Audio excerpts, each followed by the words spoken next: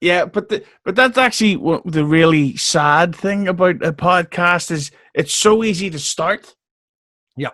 But that doesn't mean everybody should. Like even some of the like Ricky Gervais's podcast, I think is shit because he'd be like, "Hey, Carl, do you like pens?" And the other guy would go, "Yeah," and he go, "Ah, he likes fucking pens with a fucking wanker," and it's like, and it's that for an hour where you think, why is she getting paid?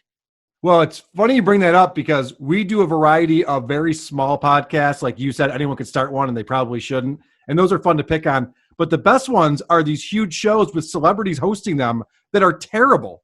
Like these people put zero effort into it and they put it out there. And it's like, you shouldn't be doing this. You're hurting your own brand by putting this podcast out. Well, that brings me to the subject that he's a regular target of who are these podcasts, and I know him personally. I've interviewed him a few times. The great Stuttering John. Oh, you've interviewed Stuttering John. Yeah. Oh well. Weirdly, Stuttering John helped me with this podcast because I started it about 2 years ago, and at the time I was trying to interview anyone, and I didn't know what I was doing. But during the course of starting the podcast to when Stuttering John came on, I get this horrific back injury. I get this prolapsed disc. So for a few days, I literally couldn't walk. So I was prescribed this medication. It didn't work. So they prescribed stronger stuff. So it's like, fine. It was 3 or 4 pills. Next thing you know, I get a DM from Stuttering John. And he's like, "Hey, buddy, I can do the interview between now and the next 2 hours because after that, I'm going traveling for 3 weeks." So it's like, do it on his terms. Wow. Yeah. What a great guy. But I thought that, fair enough. I'm desperate for interviews. I'll go do it.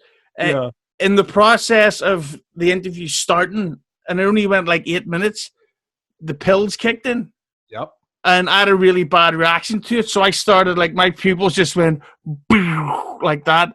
And I'm sweating and getting woozy and sort of slipping, falling about. And it was so bad because of me, not because of him, that he started telling other people, it's like, "I did this interview with this Irish guy. He was fucked up." And it helped me get people like Jim Florentine, Jackie the Joke Man, because they thought I'm this fucking drug addict junkie guy. And thankfully, I'm just an alcoholic.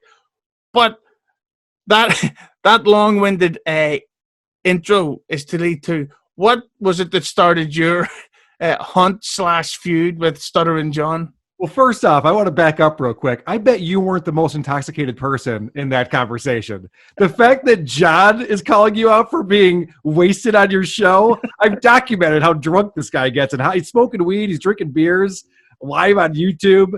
He gets wasted. So that's weird that he would say that. But that's funny. So he was kind of your breakthrough. He was the reason why you started getting some bigger names and some gets then. Yeah, because one of the great things about like O&A and the Hard Stern era is that those days were so good. Yeah. That regardless of what date it is, they'd be like, "Did you fucking hear it? The Hughezy's got Beetlejuice coming on. Yep. Elegant Elliot's coming on. Like, this is good. I've got to hear this," even though it's like they're all fucked up and beyond what they were. But with Stuttering John, I did like him. But I've got to ask you about Stuttering John's very awkward interview with Chrissy Mayer. Yeah, that was fun, wasn't it? I've interviewed Chrissy, and it was awkward too because here's the problem: is over here it's not a very PC city. Good. So we cross the line, make edgy jokes. I was speaking to her off air before recording, and I don't know why, because I'm kind of a hippie liberal-ish. I said as part of the joke, not like I was making fun of black people, and then her face is just like yeah. I'm like, oh fuck. But us Yankees react to that word in a way that's like, "Get me out of here." disavow. But talk to me about this whole, because it seems to have really invigorated your attack on Stuttering John. Yeah. So Stuttering John was doing a podcast a few years ago, the Stuttering John Show. He launched it with this guy, Royce, not Revenge of the Sis Royce, a different guy out in LA. and they had a studio, and they had a producer.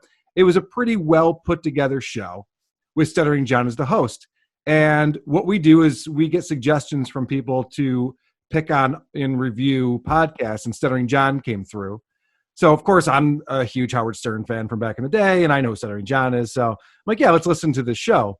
So we just pulled a random episode. It was unbelievable how bad it was. The guy could not stop talking about how he used to be famous, going as far back as first grade and second grade when he played the trumpet and he started a play. And he wasn't saying this with any type of snicker or tongue-in-cheek. Like, he was serious that he thought he was amazing because of things that he's accomplished in his life. And so my co-host Kevin and I just mercilessly goofed on his show. Now, we've done that to a lot of people's shows, and then we just move on and we never talk about them again. The problem was Stuttering John did not take it well. And instead of what he should have done, like what the guys from Cumtown did, was goof on us back and be funnier than us. And then we kind of like, okay, good, he got us back. We're good, moving on sort of thing. Instead, John went straight to, I'm going to get attorneys involved. These guys can't be playing clips of my show. It's copyrighted. He said copywritten because he's an idiot. I'm going to sue them. It's like, whoa, John, what are you doing here? I thought that you were like this comedian. You had a good sense of humor. You could come back with something. You've been in radio for decades. You should know how this goes. Radio wars have been around forever. And he just reacted to it so poorly that I decided to obviously lean into that. And so we've been making fun of him, and he's been coming back at us. And now a lot of the people who watch his show are actually fans of Who Are These Podcasts. So he's getting trolled during his show every single episode, and he's reacting to that. So, of course, I'm playing his reactions on my show. So it's just kind of this thing that's perpetuated to a point where we have to talk about it every week because he's saying so many ridiculous things and saying so many things about me specifically or our listeners. And so it's just been a lot of fun to continue to have this saga go on. Dude, what the fuck? They're playing my content that I had copywrote. Yeah, copyright. It's so funny. He has no sense of humor about himself. It's bizarre. The guy just needs to lighten up. I swear to God, he would live longer if he could just learn how to lighten up and relax. The thing I don't get about John's show, because he can be funny when he's fucking about, but he talks about Trump so much that just say Trump does lose the election against Biden next month, John has no show. Right. A lot of people are going to be out of a show. A lot of people who are rooting. Actually, I know you had Ryan Long on. I had him on my show recently, too. He had a great video about, these bloggers who are rooting for Biden, and then Biden wins, and they're all out of a job. It's like, well, now what do you do? And I think a lot of these people who are like so pushing for this don't realize that this is all you got now. The only thing Stuttering John does, and he's on 3 days a week, is he brings on people with the most mundane, boring conversation about Trump. There's no way he's converting anyone. No one's tuning into that show who's like, I'm not sure. I think this Trump guy's okay. He did what? Oh, well, then never mind. It's like we're all just like talking into an echo chamber, and it's really ridiculous. And I know John actually, let me look it up because he just put out a Patreon. He just started his Patreon.